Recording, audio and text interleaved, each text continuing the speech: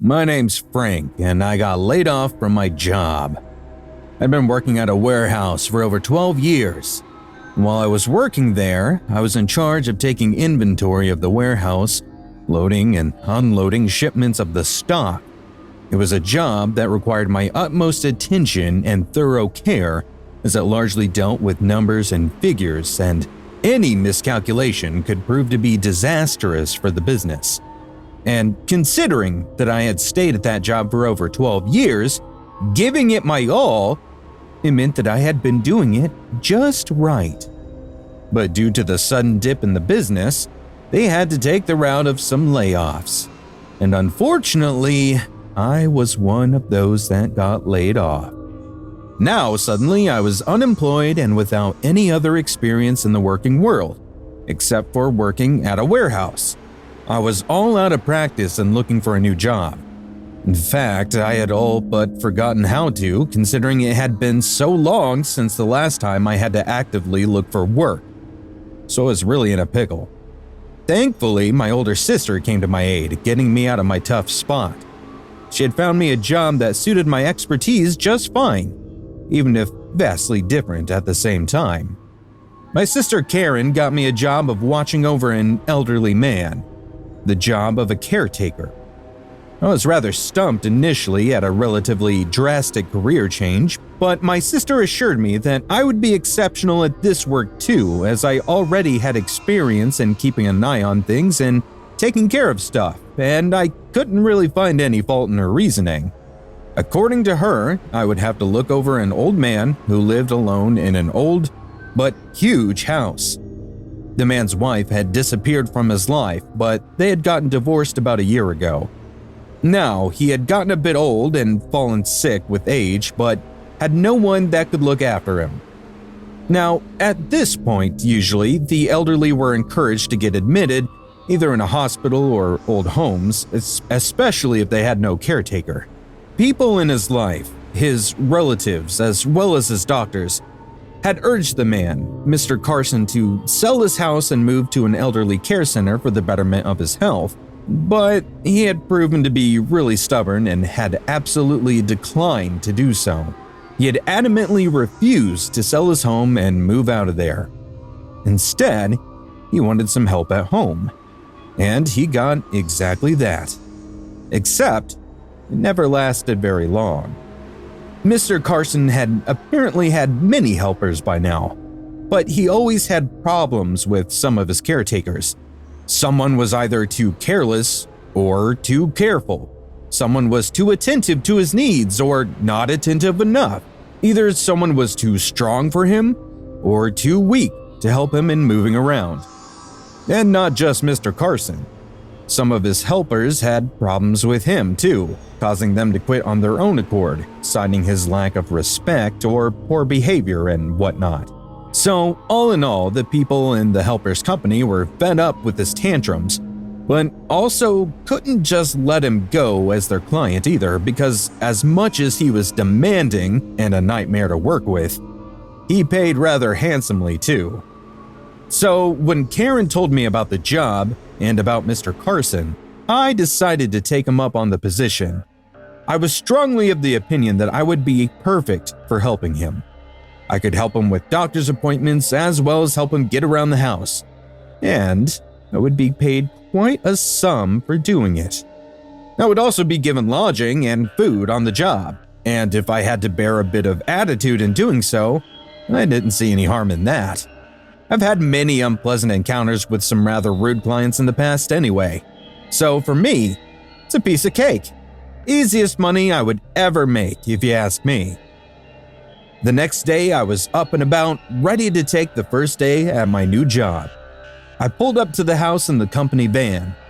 It was a van / somewhat of an ambulance, as it was equipped to carry the elderly to their appointments and back. So it had some kind of medical apparatus in the back that might be urgently needed in case of a sudden emergency. As I exited, I gave a once-over to the house. It wasn't necessarily a mansion, but it was still quite big. It seemed to be quite old, but still held a majesty to it, if only also a bit eerie. but that could easily be attributed to the quiet and the feeling of stillness that it portrayed. It had 2 floors, and from what I could guess by looking at it, a basement too. How big? That I couldn't tell from the outside. But maybe I'll get to take a look at it in the future, I thought to myself as I made my way up the stairs and to the front door. Once in the front door, I came face to face with a rattle-shaped knocker. I grabbed it and knocked, only for the door to creak open with a loud, resounding screech. I blinked and almost flinched at the abrupt disruption of the silence around me. It gave me sudden goosebumps, visible all over my arms. I rubbed at my arms unconsciously, trying to calm the sudden appearance of nerves in me perhaps, as I stepped inside the house. The interior of the home was open but not very well lit at the moment. Mr. Carson may not have woken up just yet early this morning. It was only around 9 a.m. after all. He must still be in his room, I thought absently. But still, I thought it prudent to announce my arrival as I had already come into the house. I called upon Mr. Carson, my voice a bit loud to make sure he could hear me from wherever he was in the house. I was still giving a once-over to the house and appreciating some of the interior choices when Mr. Carson slammed the door behind himself and he suddenly appeared from down the basement. He walked up, a bit wobbly but still mostly in control of his body, and started yelling at me. "As long as you are staying here, stay away from the basement." He was a bit out of breath, so we proceeded to sit, almost dropped down in the nearest chair. His sudden appearance had given me a bit of pause, especially because I wasn't really expecting him to come out of the basement. I was actually expecting him to be still asleep or at least still in bed, as I assumed he was really sick and most probably would be completely bedridden. Of course he was up. The front door was open, you moron. I berated myself at making assumptions this quickly. I got over my surprise as I saw him continuously staring at me, his eyes scrutinizing me, studying me. I cleared my throat and hurried to introduce myself. Mr. Carson, I was sent here by the Helpers Agency. My name's Frank and I was told, and I don't care a thing about you. So save the long monologue, boy, and get to work. He rudely interrupted me in the middle of my introduction. My mouth snapped shut at that, and I hurried over to him and got to work, as he said. I walked him back to his room, and I got him undressed, gave him a bath, got him redressed, and made him eat his breakfast.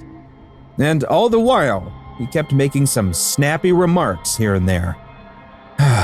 It was going to be a long day. Soon, 1 day turned into 2, and 2 days turned into 3, and so on and so forth. My routine stayed the same throughout. I would always clean him up, feed him, give him medicine on time, and get him to move around and walk a little bit, and then just kinda keep him company in general. By the end of the week, Mr. Carson had gone a bit more mellow. He was talking to me a bit more. He was even being less snappy and critical of every move I would make.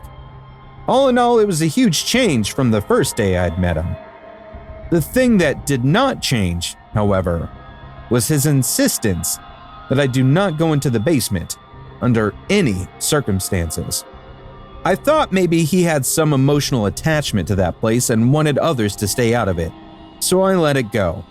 The door to the basement always gave me a weird, eerie feeling whenever I looked at it anyway. Sometimes I could almost feel like something was moving down there. I could hear scratches and growls even, but I chalked it up to my paranoia-filled imagination. Another new thing that had happened on the course of the week was that I had gotten to talk to some of the residents of the area while out on grocery runs or just plain runs. Talking to them let me know about the scary happenings going on in the neighborhood. People were disappearing in the area. Now, I was never much interested in staying up to date regarding news stories circulating in mouths, so I had missed that whole commotion. Apparently, it was a huge deal, though, in the neighborhood. Many people had disappeared. including Mr. Carson's wife in the past year, never to be seen again. Not even their bodies had been found afterwards. No one knew what had happened to them, and no one had found any clues either.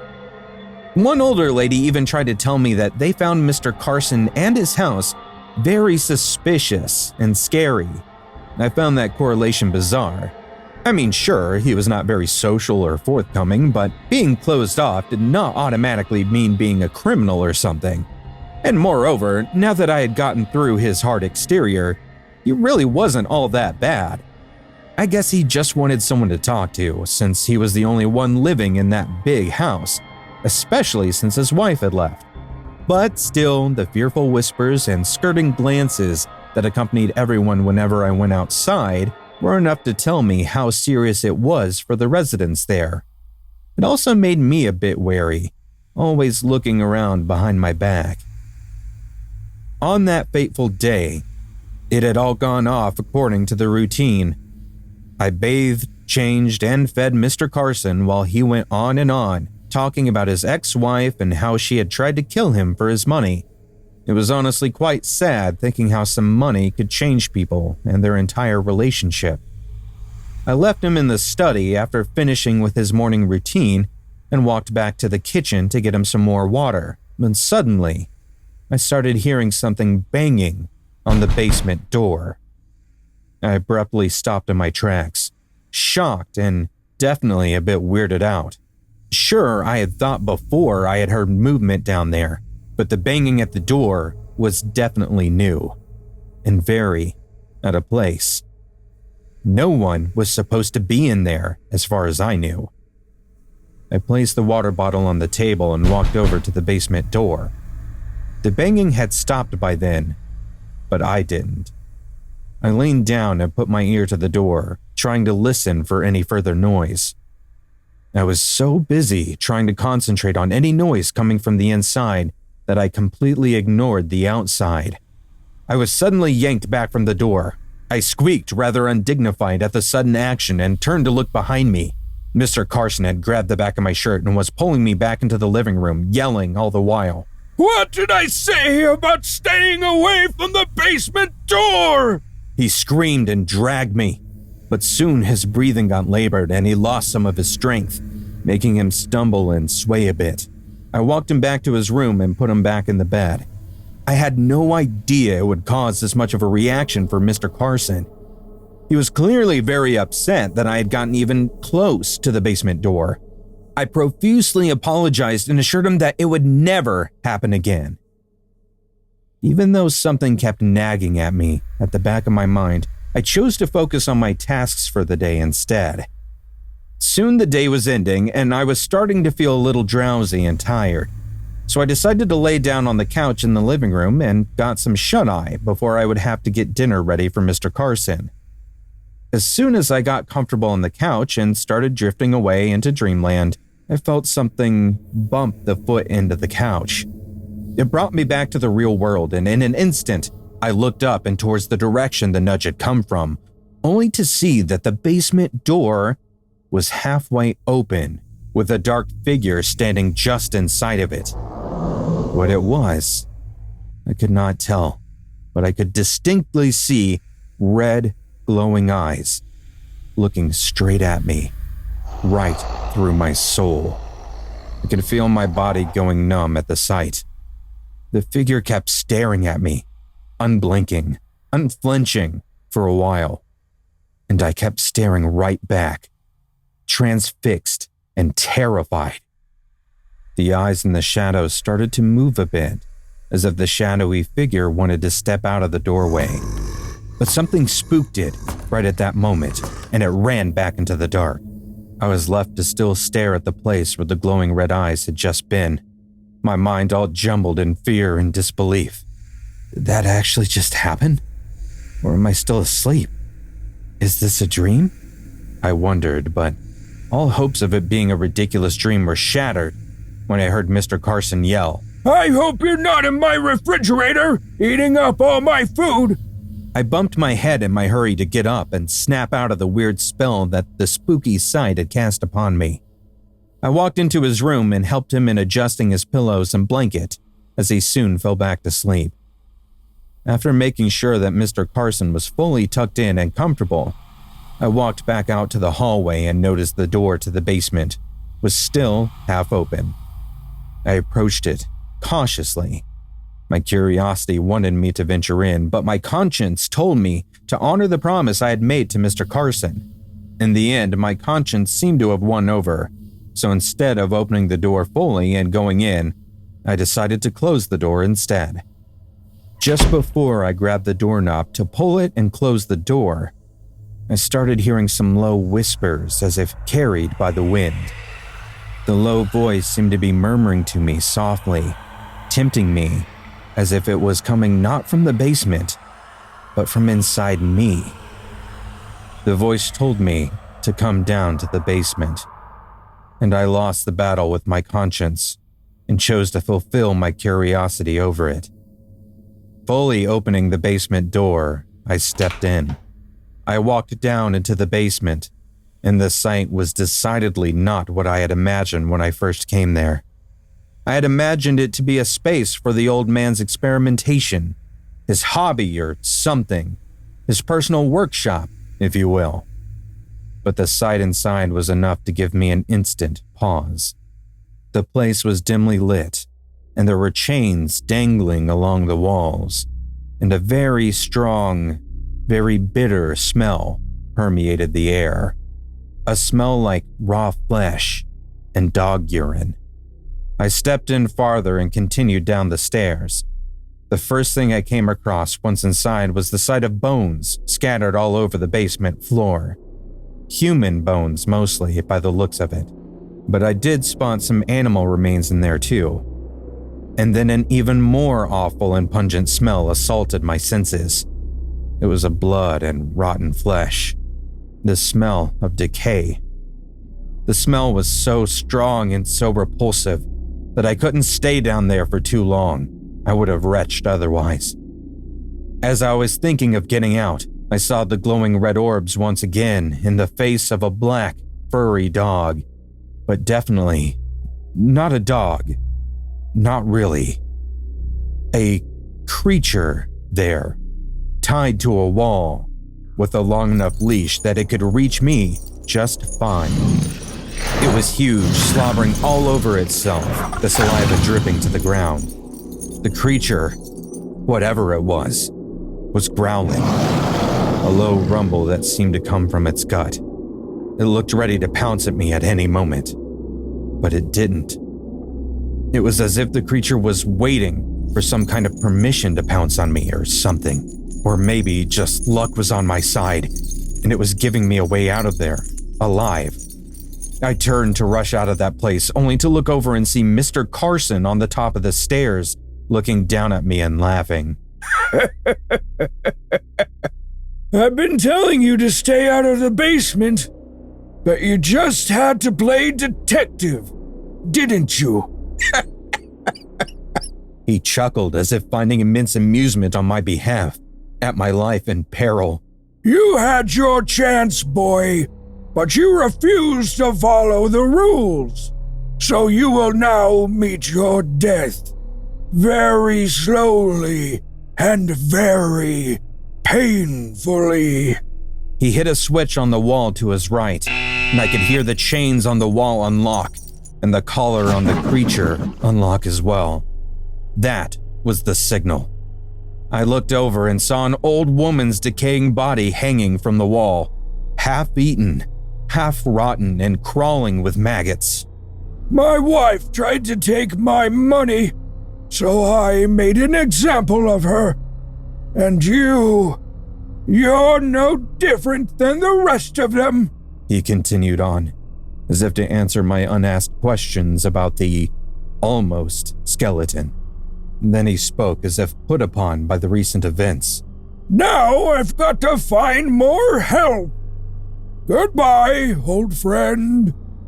He turned off the lights and closed the door behind him as the creature leapt upon me, grabbing my leg and dragging me into the room, and began eating me alive.